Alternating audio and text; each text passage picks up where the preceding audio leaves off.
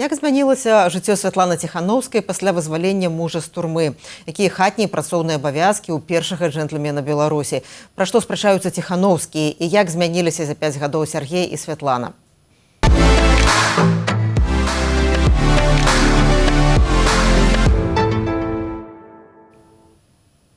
Добрый дзень, тут Ганна Соўць, гэта Пік Свабоды, і пра ўсё гэта мы пагаворым з лідаркай дэмакратычных сілаў Беларусі Святланай Ціханаўскай. Добрый дзень, Святлана. День добрый. Святлана, ваша першае фото з Сергеем на волі, калі вы трымаецеся за рукі, вас знялі ззаду трошкі. Яно было перапушчанае сотні разоў. Людзі радаваліся за вашу сям'ю, вельмі эмацыйна рэагавалі. Цяпер збольшага ў цэнтру ўвагі Сергей, ягоныя ініцыятывы. Я вельмі хацела вас распытаць, як змянілася ваше жыццё, як змянілася ваша праца пасля гэтага 21 чэрвеня. Што змянілася, што засталося ранейшым? Для мяне асабіста, канешне, шмат змянілася, бо вызваленне Сергея, якога мы так доўга чакалі, гэта, безумоўна, мая асабістая радасць. Як гэтыя 5 гадоў, гэта была мая асабістая боль. Але думаючы пра Сергея тады і зараз, ты ўсё роўна не можаш пазбавіцца ад думак пра іншых людзей. Бо тут у нашай барацьбе няма асабістага і няма чыесьці яшчэ болі. Гэта наша агульная боль. І нават калі мне бывае нават неяк сорамна, што вось Сергей ўжо побач, што мае дзеці могуць абдымацца з ім, што мы можам камунікаваць, і заўжды вось гэтая думка, што зараз тысячы дзяцей не могуць камунікаваць са сваімі бацькамі, што зараз тысячы маці чакаюць сваіх сыноў з турмаў, і таму ты як бы вось гэту радасць не можаш поўнасцю адчуць. І моя задача, яна працягвае быць той жа самай, што і да вызвалення Сергея, да таго, што я адчувала 21 чэрвеня, што я хачу, каб гэтыя самыя эмоцыі испыталі і ўсе астатнія сем'і і ўсе астатнія палітвязні, якія змогуць абняць сваіх родных. І таму моя праца, тое, што мы рабілі, мы працягваем гэта рабіць, усе тыя ж наратывы застаюцца.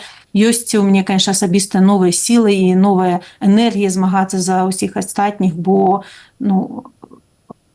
я больш сябе зараз упэўнена адчуваю, конечно, калі побач мой муж. Давайте раскажыце, як ваш сённяшні дзень, напрыклад, пачаўся? У вас сёння не візіт, я так разумею, што вы дома, у часовым доме ў Вільні, з кавы, з чаю, што было?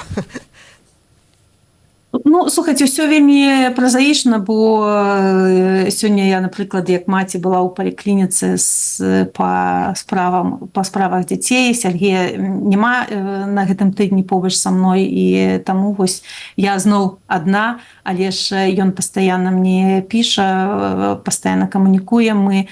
І таму дзень не будзе падобны да... А той дзень, калі Сергей дома, так, хто гатуе сняданак, хто там прыносіць каву ці чай у ложак? Слухайце, так здарылася, што Сергей вельмі дрэнна спіць. Пасля турмы ён просыпаецца ў 4-5 гадзін ранку, вельмі ціхенька заходзіць у другі пакой, каб мяне не турбаваць, сам сабе гатуе каву, сам снедае, і ўжо калі я прачынаюся, ўжо можа мне нешта прыгатаваць. Тут залежыць ад таго, ці спяшаемся мы, ці мы едзем у адно месца, ці па розных. То бок дзень на дзень не падобны. Але я бачу, як ён стараецца хутчэй скончыць справы, каб правесці нейкі час і з дзеткамі, пагуляць, паразмаўляць з імі. У нас усё роўна больш камунікацыі па справах, яго шмат ідэй, шмат ініцыятыў, ён са мной раіцца, дзе я магу дапамагчы, што ён хоча рабіць. То бок усё роўна нейкія працоўныя больш адносіны. А раней так было да 20-го году? Відаеце, да 20-го году мы жылі больш такімі рознымі жыццямі, бо Сергей шмат працаваў, ён шмат ездзіў, і насамрэч мы не так часта і бачыліся. Можа, па выходных, калі ён вяртаўся дадому, заўжды быў вельмі заняты. Я наадварот, я была пастаянна дома, мы праходзілі з сынам працэс рэабілітацыі, я была такая домашняя, заўжды яго чакала са смачнай ежай, і там дбала пра яго, а зараз мы вось неяк размяркоўваем нашы абавязкі. І, ну, канешне, тут розніца такая радыкальная на сённяшні момант. І, ну, але мне гэта падабаецца, што у мяне ёсць ужо некая іншая функцыя, і я не толькі там домахазяйка, якая глядзіць за дзецьмі, за мужам, але ёсць і абавязкі, адказнасці, ён ставіцца да гэтага з павагай і пяшчотай. Ну, я прыкладна уяўляю ваш графік кожны год, но гэта, напэўна, один месяц вы маеце, так, калі палічыць, все дні вольных для сябе, а так практычна кожны дзень візіты. Як вот гэты графік вы будете карэктаваць, каб часцей бачыцца, ці Сергей будзе з вами на візітах? Ну, атрымліваецца, што ён просто не будзе мець шмат магчымасці вас бачыць, калі вот гэты самы напружаны графік будзе такі ж самы.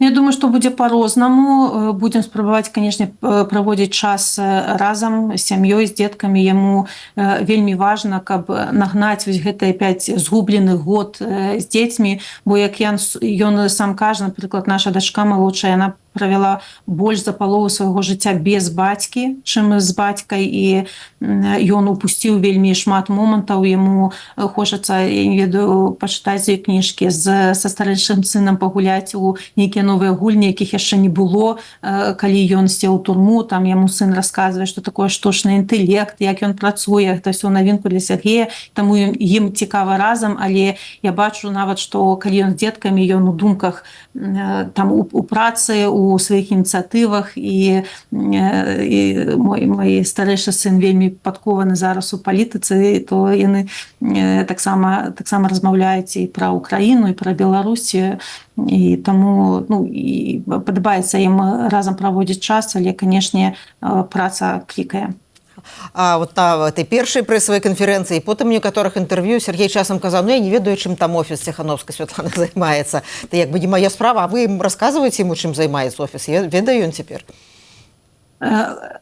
Патрэбен час, каб зразумець, што адбывалася за гэтыя 5 год. Ён разумее, што ёсць офіс, што ёсць аб'яднаны пераходны кабінет, Коордынацыйная рада. Яму трэба зразумець, як мы камунікуем, як мы каардынуемся, як мы працуем з грамадзянскай супольнасцю, з медыямі. То бок гэта пытанне часу, калі ён увальецца у наше движение, так, але асобна ад гэтага ён 5 лет выношваў нейкія свае пляны, свае мыслі, думкі, як ён будзе працаваць, калі будзе на свабодзе. І, канешне, зараз у яго планаў грамадзё, ён збірае каманду, яму патрэбна купіць тэхніку, каб займацца сваёй блогерскай дзейнасцю, каб працаваць з медыямі. У яго у планах пабачыцца з беларусамі па ўсім свеце, якія яго шмат падтрымлівалі.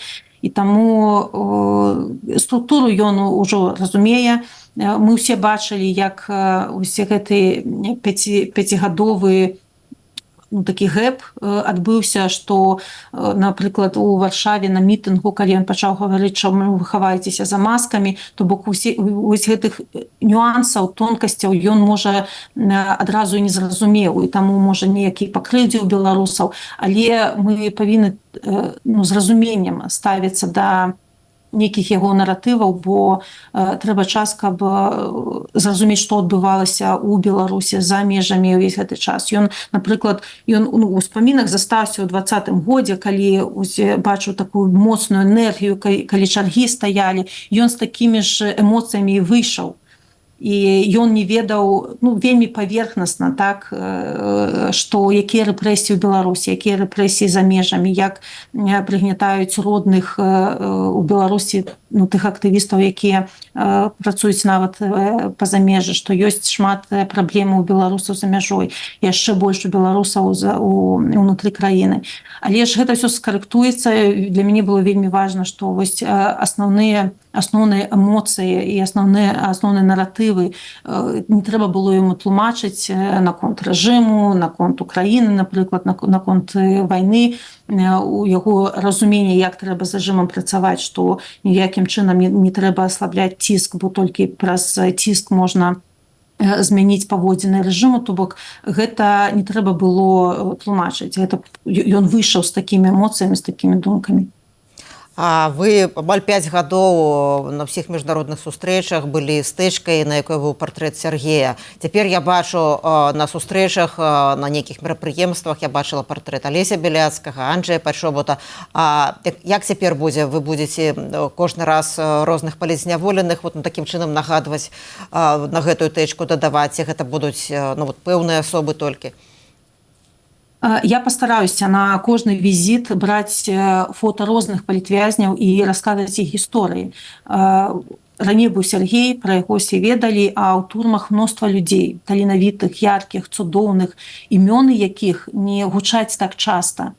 І пачынаецца, напрыклад, сустрэча, у мяне на стале партрэт, пытаюць, а хто гэта, бо Сергей ўжо на свабодзе, і праз вось гэтую тэшку я магу расказваць кожны раз новую гісторыю. Калі я даю інтэрв'ю замежным СМІ, яны таксама пытаюць, а хто ўжо у вас на партрэце, мне будзе магчымасць праз лёсы гэтых людзей, праз нашых герояў палітвязняў тлумачыць, што людзі ў турмах, што нічога не скончылася, што рэпрэсіі працягваюцца, і так больш людзей даведаюцца і пра Беларусь, пра лёс нашай краіны, пра нашых палітвязняў, пра гуманітарны палітычны крызіс, што ўсё яшчэ пануе ў краіне.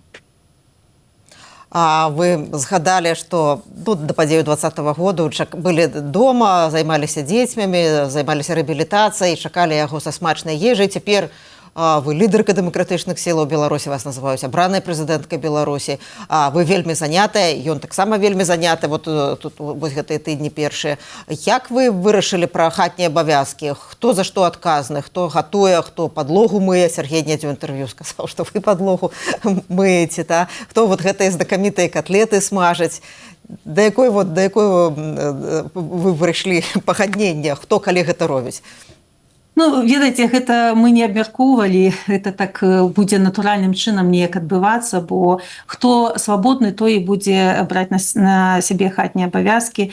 Я памятаю, як ён прыйшоў, кажа, ось, у цябе тут павуціна, трэба сняць, і, канешне, ён з адсылкай на той час, які ён адбываў гэта незаконнае пакаранне, што яго маглі пасадзіць у ШИЗА за павуцінне ці за нейкую пыль, і таму ён кажа, я буду табе дапамагаць. Кажу, ну добра, бо у мяне не так шмат часу, я калі там на выходных маю час, канешне, хатнія абавязкі ніхто не адмяняў, але я рада, што зараз можна раздзяліць гэта абавязкі з Сергеем, і калі насамрэч раней у нашым тым жыцці у яго не было насамрэч ніякіх хатніх абавязкаў, бо па змоўчанні я была дома, я магла гэта рабіць, ён шмат працаваў, то зараз я бачу, як ён гатовы аблегчыць гэты абавязкі з майго боку, і я спадзяюся, што не перагарыць. А ці ўмею нешта гатаваць, ці вучыцца можа цяпер? Я заўжды ўмеў гатаваць, і калі была такая магчымасць і ў тым жыцці, ён гатаваў асабіста для гасцей, ён вельмі любіць гасцей, мы бачылі гэта на тутакі, што ён гатаваў, смажыў котлеты па-ціхановску, ён вельмі такі гасцінны, і будзе у мяне час, буду я гатаваць, у яго будзе. Зараз гэта ўжо не патрабавальна ад мяне. Калі ён прыходзіць раней дадому, то і дзяцей пакорміць, і мне можа прыгатаваць. То бок нават зараз, калі нешта кажу, есці хачу, ну ты сядзі, ты працуй, я сам усё зраблю. А што ён любіць вельмі гатаваць? Якая яго там фірмовая страва? Ну, слухайце, калі ў яго натхненне, то ён мог прыгатаваць усё, што заўгодна, але ён больш любіў там шашлык гатаваць, каб госці былі вакол. Такія нейкія празаічныя рэчы, штодзённыя, гэта не для яго. Ён такі чалавек тарнада. Вось, і таму, каб нешта смачненькае такое, не проста там рыс, грэчка і так далей, а нешта вось такое цікавае. Вось гэта ён любіць. Ну, вот відавочна, што вас...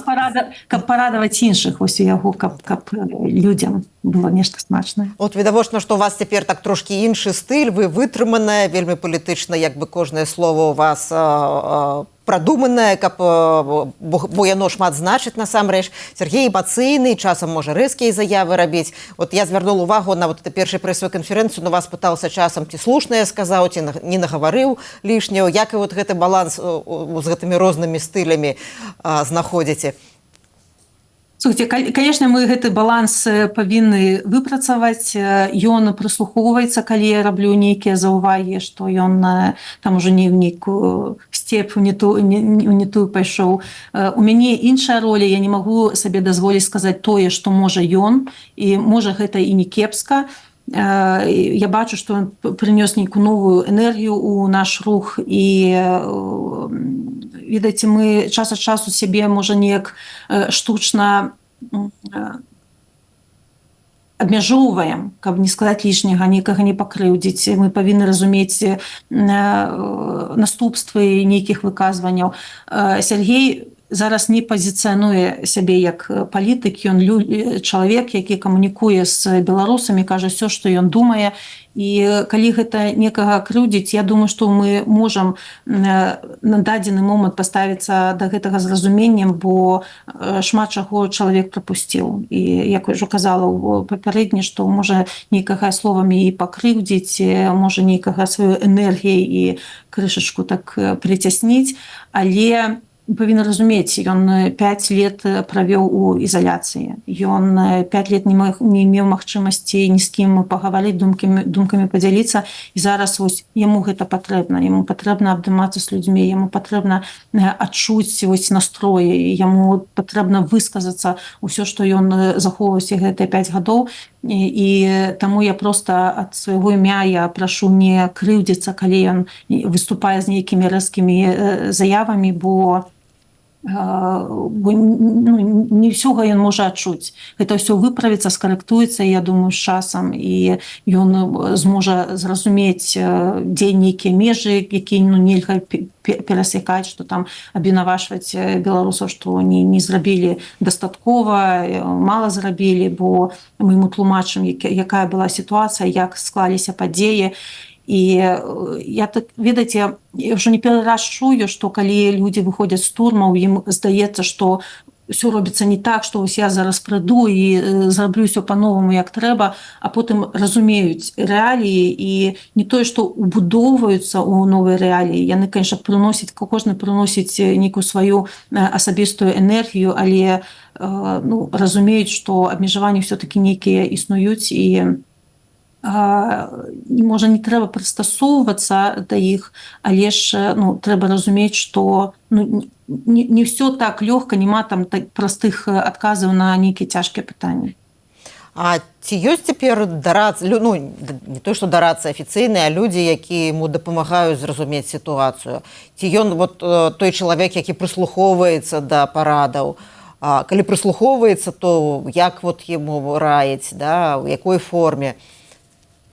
Конечно, на дадзены момант дарацца ў нейкіх палітычных у яго няма. Для яго самы галоўны палітык — гэта Светлана Ціхановская, але ён збірае каманду, ён сам кажа, што прывык увогуле працаваць адзін, але, безумоўна, яму трэба каманда, каб рэалізоўваць усе пляны свае і ідэі, якія ён задумаў.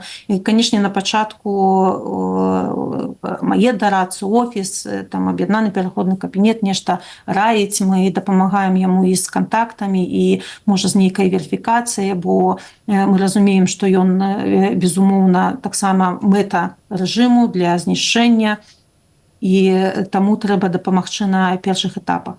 Але ён такі чалавек, што на яго немагчыма уплываць, калі яму гэта не адгукаецца ў ім, то ён скажа: добра, я вас пачуў, але зробіць так, як яму здаецца правільна. Я хацела яшчэ запытацца, Сергей, падаецца, даволі хутка сустрэўся з першымі асобамі Польшчы, так, і вельмі прыгожа, яго быў гарнітур. Ці лёгка было купіць, таму што ён моцна страціў вагу, і напэўна, это не кожны касцюм можна было, не кожны касцюм пасаваў бы яму. Ці вы разам выбіралі, як гэта адбывалася? Калі яго забрала з амбасады амерыканскай, то мы напрамкі паехалі ў краму, каб купіць нейкія рэчы для жыцця, там джинсы, нейкія майкі. Бо ён хацеў пазбавіцца ўсяго гэтага турэмнага адзення. Да касцюмаў ён прыйшоў сам, калі стала зразумела, што ён паедзе на сустрэчу з міністрам Сікорскім і прэзідэнтам Дудай, то трэба выглядаць дастойна. І ён жа сам выбраў сабе касцюм, не было ў мяне часу яго суправаджаць. Але яму падабаецца насамрэч, што ён такі вось стройны. Гэта, канешне, худаба, яна нездаровая. Трэба і мышачную масу нарасціць, трэба, каб ён еў шмат бялка. Але вось яму падабаецца, што ён такі акуратны, стройны ў касцюме, ў гарнітуры. Вось сам выбраў, яму там дапамаглі яго знаёмыя. Вось, і зараз ён адчувае сябе ў гарнітурах, як быццам нарадзіўся ў іх.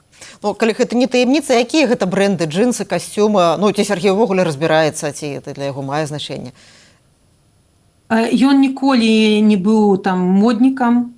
Все, што яму пасуе, што яму спадабаецца, то ён і купіць. Я не глядзела насамрэч, бо для мяне гэта таксама не грае ніякай ролі, якіх там брэндаў яго гарнітуры, але ж калі яму пакупала адзенне, увогуле такі вельмі эканомны чалавек, каб не шмат грошай заплацілі, то мне для яго нічога не жалка, але ж каб у разумных межах.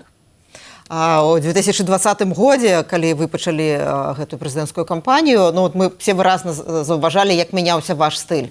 І прычоска, і гарнітура. Сергей это таксама пабачыў праз 5 гадоў, як ён успрыняў змену вашага стылю?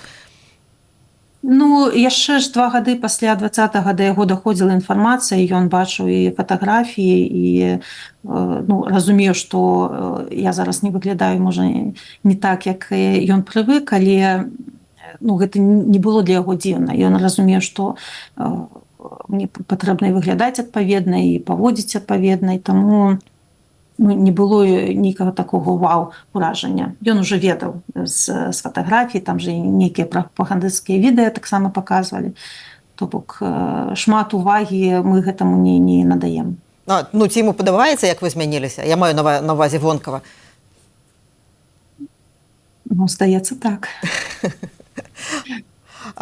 У адным з інтэрв'ю, я ўжо не згадаю, каму Сергей казаў, што я не ведаў, што Святлана пойдзе і падаць дакументы на рэгістрацыю кандыдатам на прэзідэнта, але калі б яна гэтага не зрабіла, я б яе запытаўся, чаму ты гэтага не зрабіла. Калі згадаць той самы момант, вы пра яго не адзін раз расказвалі, калі вы прынялі рашэнне тады ісці ў цэнтр выбаркам. Ці сапраўды гэта ніяк з ім не абмяркоўвалася раней? Не, я ведаю, што шмат спекуляцый на гэтыя тэмы, і прапагандысты закідваюць інфармацыю, што мы там у нейкім зговары былі. Не, насамрэч мы не абмяркоўвалі гэта, і ён так кажа, бо ён ведае, наколькі важна мне было, што ён робіць, што я дзеля кахання да яго. Не то, што ён ведае, што я гэта зраблю, але і сюрпрыз гэта для яго быў. Ён не думаў, што я так зраблю, але ж ведаючы мяне, яго стаўленне да яго працы, то бок ён змог гэта зразумець, чаму я так зрабіла. Я размаўляла неаднойчы з вашымі дарадцамі, з вашымі памочнікамі. Яны казалі пра вашы такія лідарскія якасці, што вы можаце быць і вельмі жорсткай, і ваше слово ў многім апошняе, і часам людзі нават пабойваюцца вас. Ці гэта Сергей адчуваў сябе раней, ці цяпер адчуў вас як лідара? Канешне, ён разумее, што я змянілася так, як чалавек, што я і патрабавальнай больш стала, і мне ўжо другія абавязкі. Што ён заўважыў, што як жонка я не змянілася, што я ўвесь гэты час пасля вызвалення я спрабую акутаць яго клопатам, цеплынёй, але ён, канешне, бачыць, што за гэты час стала больш моцна унутранай, да, Сергей ніколі не бачыў мяне ў кіраўнічай ролі, а цяпер бачыць, што мы змаглі пабудаваць цэлыя інстытуты, дзе я адыгрываю адну з ключавых роляў, і цяпер ён раіцца па шматлікіх пытаннях, разумее, што я магу лепш арыентавацца ў палітычных працэсах. Ён бачыць, што я стала менш, што мяне стала нашмат цяжэй пакрыўдзіць звонку, што я не звяртаю увагу на дэструктыўную крытыку, бо раней я была вельмі там эмацыйным чалавекам. І як ён кажа, ты лідар у палітычным жыцці, там, у грамадскім жыцці, а дома я все равно буду галоўным. Ну, добра. Моя задача зрабіць так, каб у яго было адчуванне, што ён галоўны у доме. Я хацела яшчэ запытацца, ці Сергей гаворыць па-ангельску, вот калі адбываюцца сустрэчы на высокім узроўні, якім чынам ён камунікуе, ці ён зараз можа удасканальвае сваю ангельскую мову? Як з яго слоў, у яго была адна нейкая вельмі старая кніжка, падручнік па ангельскай мове, і ён сам з сабой размаўляў на ангельскай, вучыў, чытаў. Я думаю, што з цягам часу яго ангельская мова, канешне, узмацніцца. Ён спрабуе гаварыць на ангельскай. Зараз мы працуем, канешне, з перакладчыкам, бо ўсе свае думкі ён выказаць не можа. Ён вельмі добра чытае, і калі, напрыклад, у нас быў нядаўна брыфінг для ўсіх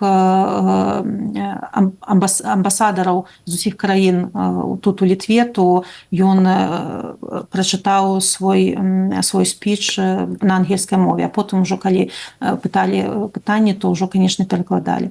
Але гэта пытанне часу, яму цікава вучыцца больш размаўляць на ангельскай мове, таму калі ён ставіць сабе мэту, то ён не дабіваецца.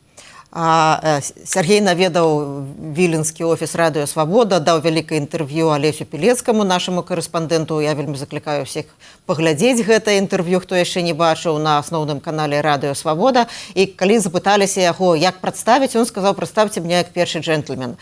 Ён так себе вельмі часта называе цяпер. Ці вы абгаварылі, якія абавязкі ў першага джентльмена? Калі ён у ролі першага джентльмена, то, канешне, мы расказалі, што ёсць пратакол, як сябе паводзіць на такіх сустрэчах больш высокага характару, што ён жа вельмі эмацыйны, ён вось так, як агонь, як ураган, але ж там трэба крышачку сябе паводзіць больш дыпламатычна. Я бачу, што яму час ад часу цяжка, што трэба нейкую дыстанцыю захоўваць і ў мове, і у нейкіх выкарыстанні там эмоцый ці жэстаў. Вось, і то бок ён навучыцца. Калі глядзець на такія традыцыйныя прэзідэнту, калі ёсць, напрыклад, першая ледзі, то, звычайна, першая ледзі нейкімі гуманітарнымі пытаннямі займаецца, не палітычнымі. Ці Сергей выбраў пытанні, якімі ён, як першы джентльмен, будзе займацца? Слухайце, мы не... Канешне, гэта жарт пра першага джентльмена. Мы разумеем, што Сергей лідар па натуры, і ён, канешне, яшчэ сябе пакажа вельмі моцна, і тут не трэба яго абмяжоўваць ролю толькі першым джентльменам. Ён сябе больш моцна і ўпэўнена адчувае ў камунікацыі з людзьмі. Я думаю, што ў яго будуць нейкія блогерскія дзеянні, ён будзе працаваць з медыя больш. Ён, як ён сам кажа, моя зброя — гэта слова, і ён вельмі добра і ўпэўнена валодае гэтай зброі, і таму праз камунікацыю з беларусамі я ўпэўнена, што ён зможа натхніць людзей, заахвоціць людзей больш унікаць у палітычныя справы, у грамадскія. Мы ўжо бачым, што людзі адгукнуліся на яго запыты, што ён там сотні чалавекаў, людзей хочуць уступіць у яго каманду. Як ён кажа, моя каманда ўсе беларусы, ён хоча і праехацца па беларускай дыяспары самастойна, каб падзякаваць людзям, паглядзець, як гэта ўсё працуе. Я магу гэта, канешне, толькі вітаць. І ён хацеў бы не то што гаварыць, крычаць пра палітвязняў, пра умовы ў турмах, усё гэта ўсё роўна так яму гэта яшчэ балюча, пра гэта немагчыма забыць. І я думаю, што ён зможа прыцягнуць увагу да беларускага пытання і сярод замежнікаў, і магчыма дапаможа лепш арганізаваць беларусаў замежжа, але для мяне ён все-таки такі рупар на беларусаў у Беларусі. Ён для беларусаў герой, ён мог размаўляць вельмі проста эмацыйнай мовай з беларусамі, і таму вось будзе больш у камунікацыі працаваць. Так. Ну, сёння 5 гадоў ад дня, калі паўстала ваша знакамітае перадвыбарчае трыо з Марыяй Калеснікавай, Веранікай Цапкалай. У кастрычніку 21-го году я записывала відэаразмову з вами, з Веранікай Цапкалай і Тацянай Хоміч, сястрой Марыі Калеснікавай. Давайте кароткі фрагмент паглядзім. Для людей Беларуси, находясь в Беларуси, сейчас момент накопления этого потенциала и действительно того, что есть, и поддерживать и помогать друг другу.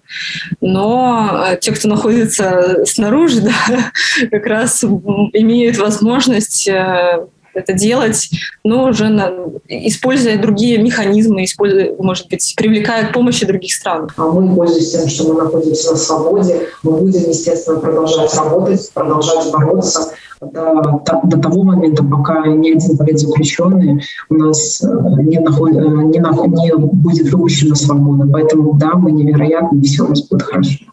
Сложный путь нам достался, но на самом деле это хорошо, что мы его проходим. Мы могли бы на самом деле жить еще очень долго вот в таком опустошенном состоянии, когда а что я могу сделать один? Мы увидели, что не я один, а нас много, и это уже никуда не уйдет. Ну, вяртаючыся ў 2020 год і ў 2021 год, калі записывалася гэтая размова, што б вы, магчыма, зрабілі інакш?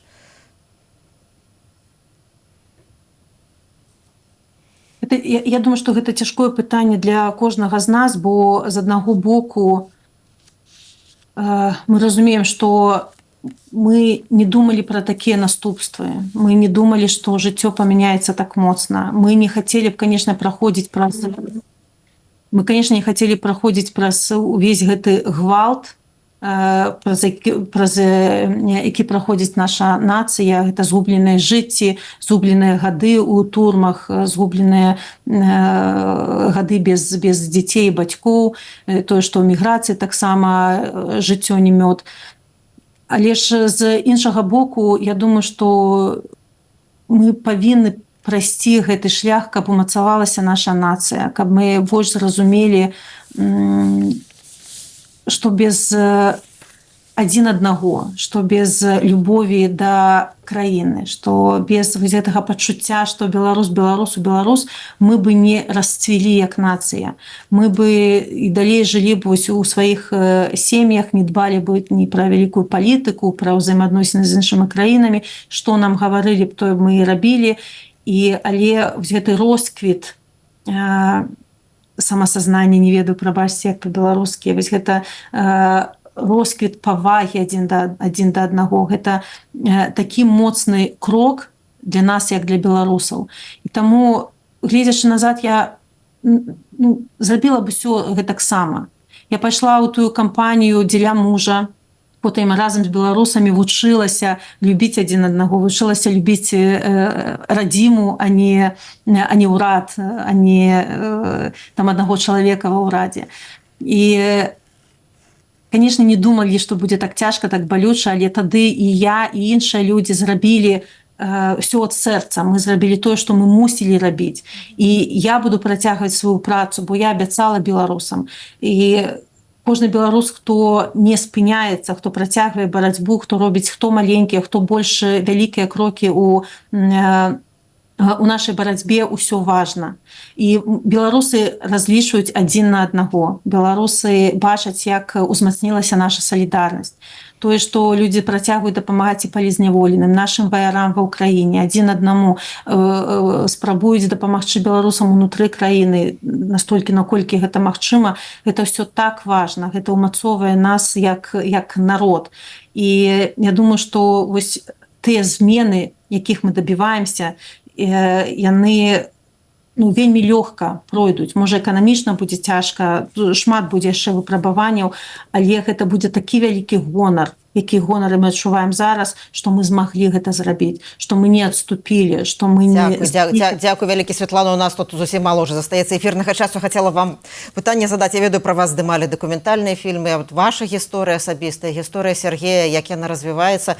Ці звярталіся да вас, ну, вядомыя кінакампаніі з просьбай зрабіць серыял, кіно пра вашу гісторыю, пра гісторыю вашага мужа? І як бы вы да гэтага паставіліся?